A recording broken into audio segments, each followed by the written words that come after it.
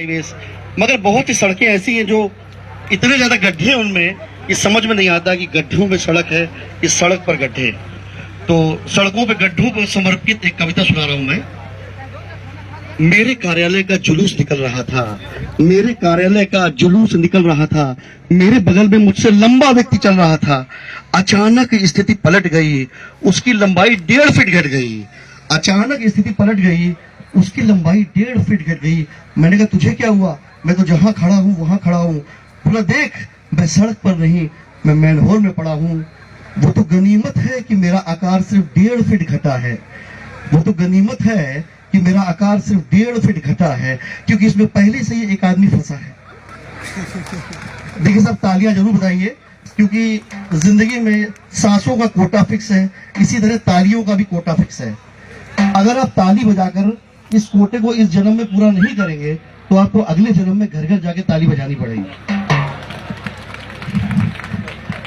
देखिए जिंदगी में आंखों से हमें दिखाई पड़ता है, हमें रास्ता दिखाई पड़ता है, मगर हमारे और आपके बीच ऐसे लोग होते हैं जिनके पास आंखें मगर उन्हें दिखता नहीं।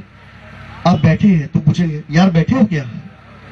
आप लेटे हैं तो पूछेंगे यार लेटे हो क्या? यहाँ तक कि आपको सोते से जगा देंगे, क्यों भैया सो रहे हो क्या? एक साहब अपने मित्र के यहाँ मिलने पहुंचते हैं, दरवाजा खटखटाते हैं, भाई साहब हैं? अंदर से आवाज आती है बाथरूम में है। नहा रहे हैं क्या? अब भाई बाथरूम में आदमी नहाएगा नहीं तो क्या खाना खाएगा? मगर इन्हें दिखाई नहीं पड़ता। एक साहब मर गए तो लोग उनकी अर्थी को लेके जा रहे थे, कंधा दे रहे थे, राम नाम सत्य कह रहे थे। यही आंखों वाले अंधे फिर वहां पहुंचते हैं और पूछते हैं क्यों भैया कोई मर गया क्या? उन्होंने कहा कोई नहीं मरा, इन्हें लुटने का शौक है, मैं घुमाने का शौक है। सेंट्रल स्टेशन कानपुर की बात है, जो बहुत बड़ी घड़ी ऊपर लगी होती है खराब हो गई, तो एक बेचारा घड़ी को बनाने वाला घड़ी साग मिस्त्री सीढ़ी पे चढ़कर घड़ी को ठीक करने में लगा था, पसीने से तरबतर। अब यही आंखों वाले अंधे फिर वहीं पहुंचते हैं, क्यों भैया कुछ खराब हो गया क्या? वो बोला कुछ नहीं खराब, मेरी आंखें खराब है, टाइम देखने को मैं ऊपर चढ़ा हूं। इतने साल आजादी के हुए हमने क्या पाया क्या खोया, इस पर 4 पंक्तियां सुना रहा हूं। हेलो हाय याद रहा, विनम्र प्रणाम भूल गए। हेलो हाय याद रहा, विनम्र प्रणाम भूल गए। टीवी सीरियल याद रहे, घर घर की कहानी भूल गए। टीवी सीरियल याद रहे, घर घर की कहानी भूल गए। दोस्त यार याद रहे, हम सगे भाई को भूल गए। चौथी लाइन पे गौर फरमाइएगा कि दोस्त यार याद रहे, हम सगे भाई को भूल गए। और साली का जन्मदिन याद रहा, साली का जन्मदिन याद रहा, और माँ की दवाई भूल गए, और माँ की दवाई भूल गए। और सारी दुनिया की ममता को अगर एक शब्द में हम पिरो दे तो वो माँ है।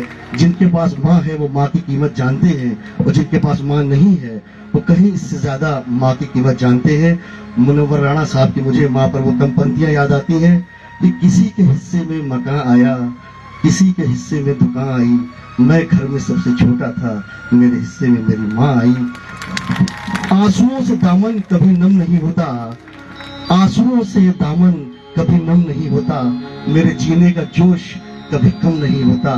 अपने दुश्मनों के बीच भी महफूज रहता हूँ, मेरी माँ की दुआओं का असर कभी कम नहीं होता, मेरी माँ की दुआओं का असर कभी कम नहीं होता। और माँ जब भारत माँ के रूप में सामने खड़ी हो इस 9 वर्ष की शाम, शहीदों के नाम 52 इगली के प्रांगण में, तो उस भारत माँ को हम सभी मिलकर आज जो लोग इस देश को तोड़ना चाहते हैं, मैं अपनी ओर से आपकी ओर से उन्हें चुनौती देता हूँ इन पंक्तियों के साथ कि पत्थरों पे सुमन अब खिलेंगे नहीं, हम जहां पर खड़े हैं हिलेंगे नहीं।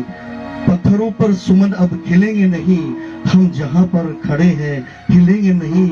और टुकड़े टुकड़े जमीन मांगना छोड़ दो, वरना टुकड़े तुम्हारे मिलेंगे नहीं, वरना टुकड़े तुम्हारे